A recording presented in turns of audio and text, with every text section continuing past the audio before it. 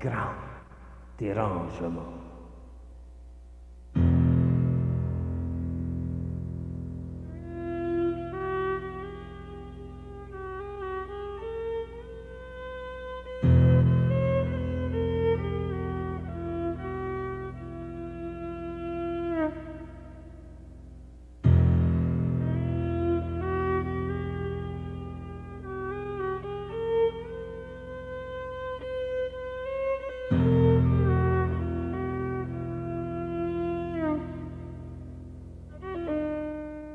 Hi, my name is Austin Sonia.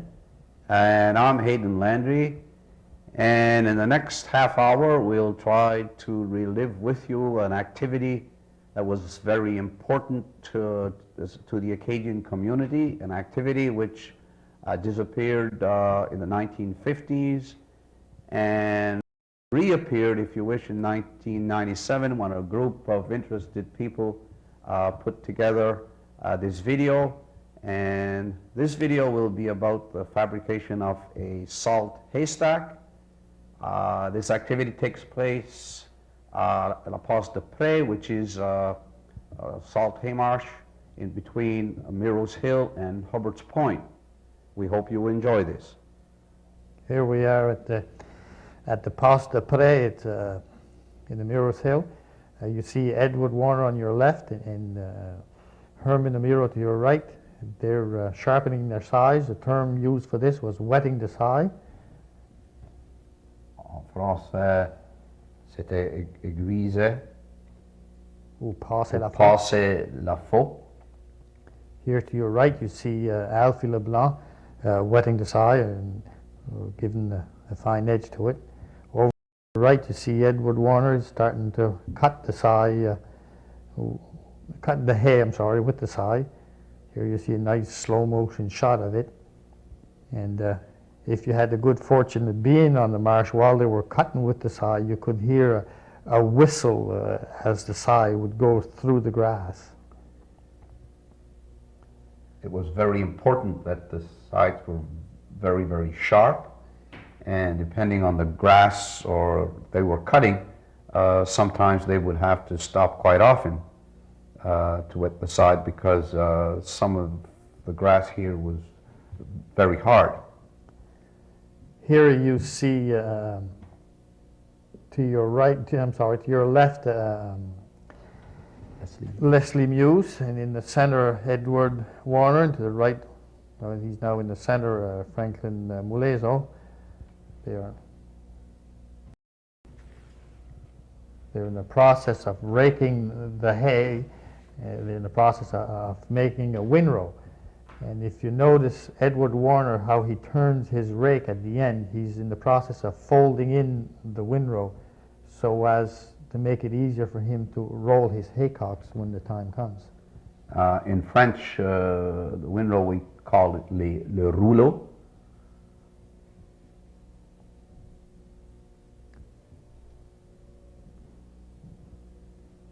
You notice that they were raking in columns of threes, which makes it easier to rake.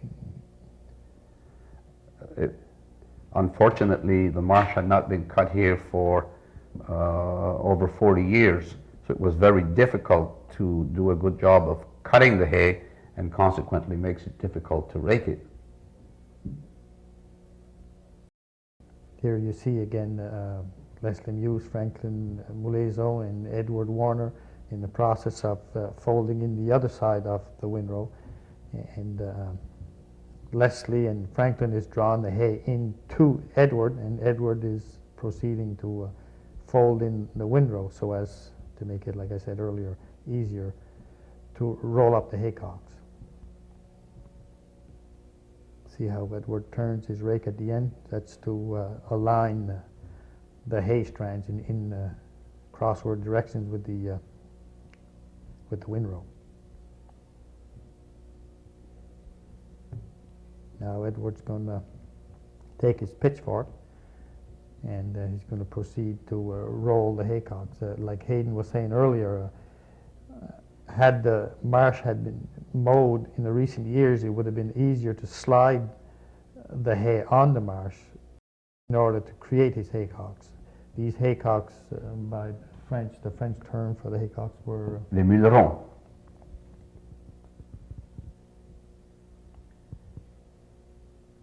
as you can see, it's been a few years and there was old grass beneath it, which made it awful harder to cut the hay. We couldn't get a smooth cut like they would have in the past. Now Edward's going to go on the other side, and he's going to complete his haycocks from that side and proceed to roll a few more.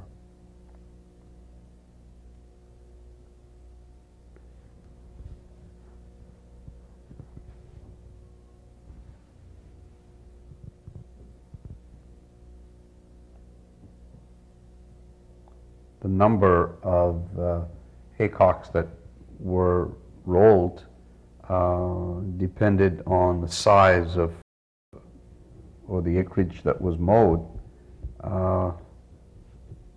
Here you see Franklin Moulaison attempting to place the hay poles beneath the haycocks to carry them to the staddle.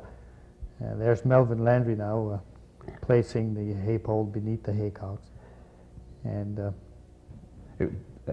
again, because of the grass, which there was a lot of dry grass in there, it's very difficult to push the hay pole underneath. And in French, the hay poles we call the jambard. here you see Melvin Landry carrying front and Franklin Moulaison is out back. The reason for that is Melvin has the haycocks tight to his back, and Franklin has about 3 or 4 feet in front of him so he can see where he's walking. As you'll notice, they're going to cross a little man-made ditch here. So this is to make it easier for Franklin to see where he walks. And incidentally, those little ditches are all man-made, and there's miles of those that were made by our ancestors, and those were made in order to drain the marshes. It was to drain the marshes so that the marsh would remain hard, and also the water would run back to the river much more quickly. Here you see Jason Sonia to your right and Leslie Muse installing the hay poles beneath the haycocks.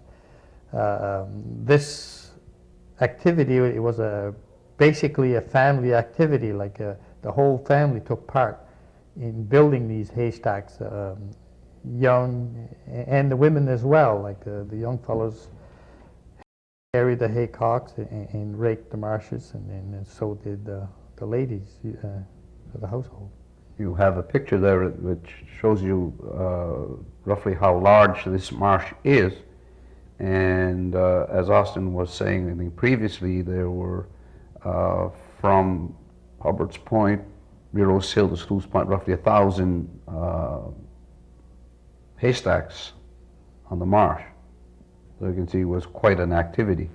Here you see Edward and myself in the process of placing the hay on the staddle, and different villages had different names for those, like for that platform. The people from the Pleasant Lake area called it a staddle, and I hear the people in the Argyle area called it a straddle. So in the same, like with the French terms, you have 2 or 3 terms, do you not? The French term on our way in Rose Hill we called it le, while in certain places they called it the shuffle, and apparently also in some areas the échafaud, which basically was a square, and the French word échafaud meant actually a square where people were executed in old France.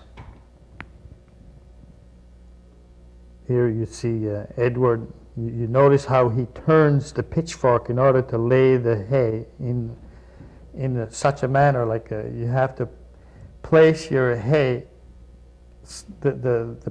so as this pitchfork holds the previous one in position, and you have to keep going around, keeping your corners up while maintaining the center, like the center has to be kept full at all times as well. Again, mentioning that if the marsh had been mowed or cut every year, the hay would be in a much better condition. And also, the old farmers tried to cut the hay and roll the haycocks, for example, the day previous to making the haystack. This way, they said that the hay would have a tendency to stick together much more than if they did it on the same day.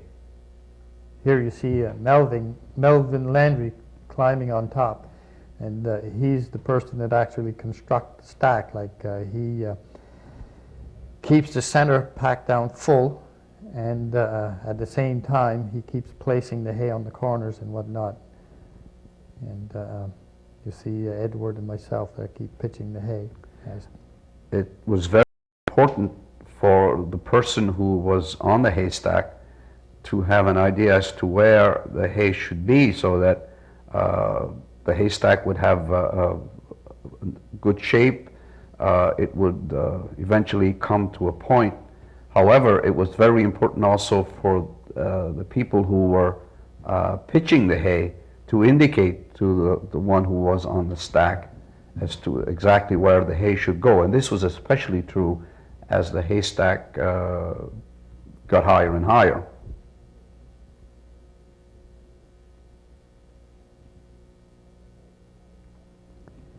The salt hay probably didn't have the nutritional value as upland hay, but apparently, as James Hatfield of Pleasant Lake was telling me one day, he was telling me that his father told him at one time that an animal fed exclusively on salt hay was unlikely to gain any weight, but on the other hand, they never got sick. And we also mentioned the reason for making the haystack was that there were very few large fields in this area to grow sweet hay, as we called it.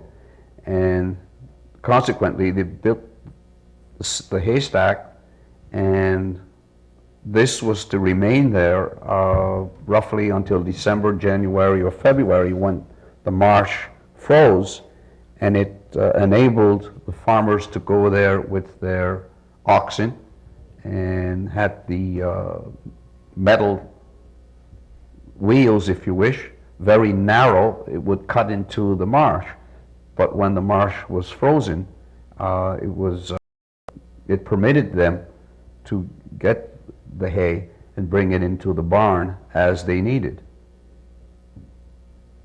As Hayden was saying, yes, this practice went on for quite a number of years, and it came pretty much to an end in the early 50s, I guess pretty much in 1954, when Hurricane Edna wiped out a whole bunch of them.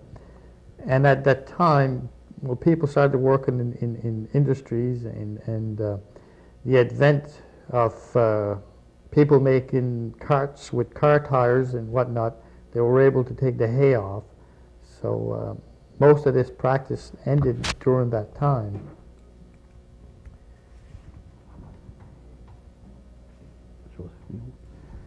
Yes, should probably note that the last person to make salt hay in this manner was probably Joseph Muse of Abrams River, somewhere in the mid-60s. To add to what Austin is saying, one gentleman told us that when a lot of the younger people went to Labrador, it didn't leave too many young workers at home to work on the farms, and consequently a lot of the older people got rid of their cattle and stopped making these haystacks. Here again you see Franklin Wilezo to your left, keeping the area raked clean, and Melvin still on top, placing the hay where he wants it. Here you see myself coming around the right-hand side. We were also told by one gentleman who said that during the war, You could sometimes see the little airplanes going by and using the haystacks for target practice with trying to drop their bombs or dye bombs, colored bombs, to see how close they could get to the haystack. Here you see Leslie Muse and Jason Saunier carrying another haycocks with the hay poles to the staddle. And what's his name? Adolph Hubbard was telling me a while back that when everybody was making haystacks in the back in the years ago, there wasn't one blade of grass left on the marsh to be found after they were all done making stacks. He was saying in order to get bedding for his strawberries, he had to go as far as Pleasant Lake to cut whatever eelgrass he could find growing in the edge of the channel. It should also be noted that they had a very short amount of time to cut the hay and make stacks. It was indicated that at best they had 7 days, during which time the tides were very, very low, did not come on the marsh, and therefore enable them to do that. And it was especially in the months of July and August, sometimes in September. Here you see Nora Warner in the process of raking up the hay. Like I was saying earlier, this was a family activity, like everybody took part in making the stacks. And as Hayden was saying earlier, they had to do it in between the flood tides, and back then there were no tide tables, if you will.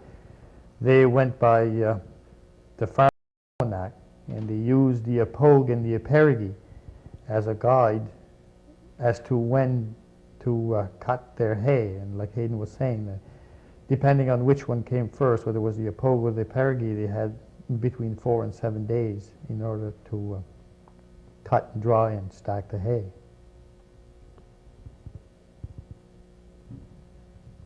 And it was hoped that the weatherman would cooperate, because if there was a lot of fog or rain during those days and the hay was lost, because then the tides came on to the marsh, flooded the marsh and ruined the hay. If you notice the rake that Nora is using, those were all done by hand as well.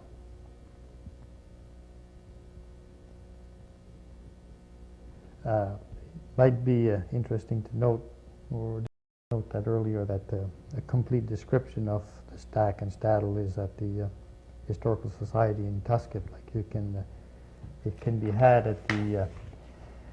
It's in volume 10, number 4 of the Argus, which is a quarterly newsletter that the Argyle Historical and Genealogy Society publishes 4 times a year. And it's there available, like it says, a complete description on how to make the hay, the size of the staddle, and how to make it and everything. So if anyone should be interested, a copy of it is available at the Society. You notice that the haystack is taking shape. We were told that a haystack usually had about a ton of hay in it, and the haycocks, it took about 30 of them to make the stack. Yes, and in took about 30 of those to make one stack, and back then they were quite particular. Like if they had 4 or 5 stacks to make, they made sure they had the same count of haycocks per stack, so as to have the same shape and size of stacks. And sometimes they'd carry those haycocks a quarter of a mile just to make sure they had them all the same, made all the same manner. You notice that Melvin on the top of the haystack is starting to round it off, and it was quite an art. We were told that it wasn't everybody and anybody who could really work on top of a haystack. You needed a special kind of ability, apparently, to make sure that was well made so that the rain didn't get into it and ruin the hay. Yes, the stack had to be, like we were saying earlier, you had to keep your corners square and keep bringing it up level, at the same time maintaining the center full and packed down solid, so that when your stack is completed, your center has been packed harder than the outside, so when your stack settles, the outside droops while the center stays up. In that manner, it changes the strands of your hay, like it puts it in a vertical position, if you will, so, somewhat like the feathers on a duck. That way the stack sheds its water. We see Leslie Muse, who's sort of combing the bottom of the stack to make sure that when the water does get on the marsh, that it doesn't touch the hay. It acts sort of like a blotter and just keep on going up the stack.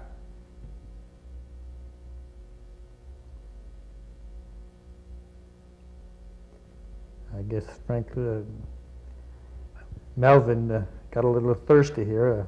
This is the type of jugs they used in the past to carry water in, and they used to lay these in the brooks and channels so as to keep the water cool. Also, I was saying a while ago that it was a family activity. The women and children, often who could not make it to the marsh and help out, stayed home, made a lunch, and the younger children would be sent on the marsh to take the lunch to the workers. And often the lunch would be placed underneath the haystack there, where it was in the shadow of the sun and kept cool. They had no coolers at the time.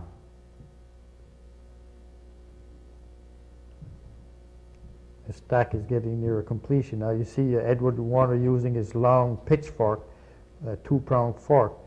When it gets starting to close in like that, you have to put in small clumps of hay so that Melvin can handle it, so it only has a small amount. And at the same time, there's less chance of spearing the guy up top, if you will, with your pitchfork. You also notice that it's quite treacherous up there, and especially if it was windy. And the gentleman that was on the top had to be very careful not to come tumbling down. Even though the marsh was soft, it's quite a fall. It would be very easy to break a leg or an arm or even break a neck, so it was quite treacherous.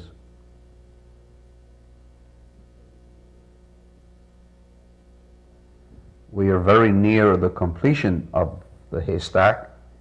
Just a little bit of tapping to make sure that the little bits of hay are packed solidly. What falls on the ground would be picked up later to make sure that not a strand of hay was wasted. You're going to see here shortly, they're going to bring in the hangers. You use two sets of hangers to go over the top so as to hold the first clump of hay in position. If you can hold the top in position, the rest of the hay won't move. So you see Edward and Leslie here bringing in the hangers. In French, we have hangers des couples, which is means a couple or two, and that was again to make sure that the hay was held tightly, and there was a pair of them from east to west sort of, and another pair which was placed north and south.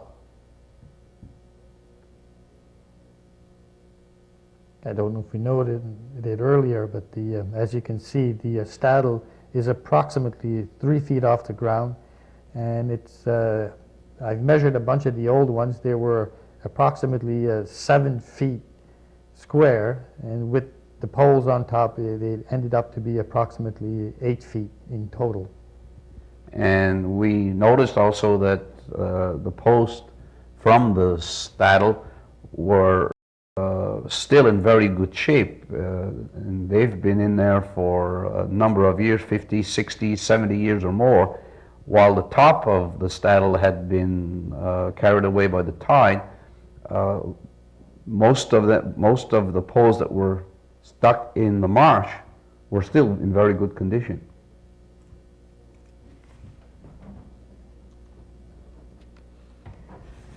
Jacob Muse from the Gasson Road was telling me that he only ever remembers making 2 staddles himself. He said most of the staddles that he had were made by either his father or his grandfather. Apparently something about the salt marsh preserved those poles for years and years. And like Hayden was saying earlier, there's a bunch of old staddles on the marsh. The corner posts are still remaining, and they're still, some of them are still sufficient enough to support a stack. We have completed the haystack, and now the task for the gentleman on top is to come down, and to come down in such a way that he does not bring too much hay with him, and then he comes down without, as we mentioned, breaking an arm or a leg or his neck. Here you see Edward Warner laying a hay pole against the stack. Now Melvin is going to slide his hands down head first as far as he can reach, and then once he's down as far as he can reach, he's going to throw his feet down somewhat like a pole vaulter, and that's so as to not to, like Hayden was saying, not to tear his stack apart on his way down. And this is the first time this has been done in about 35 years, so if a little hay comes down, we're not going to complain. And there we have the people who actually did the work, cutting the hay, building the stack. We've hoped you've enjoyed this video. We'd also like to thank everybody who helped us build this stack and who supplied photos and information regarding the haystacks. And we'd also like to note that probably the last person who built a haystack, salt haystack in this manner, was Joseph Muse of Abrams River in the mid-60s. We'd also like to thank Eastlink Communications for filming this event. Thank you.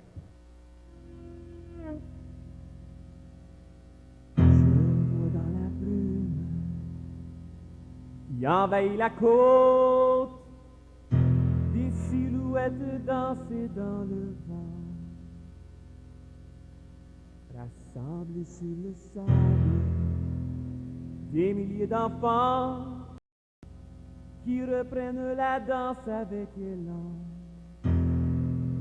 Ils regagnent les champs et clament entre leurs dents qu'il n'y a jamais eu de grand dérangement.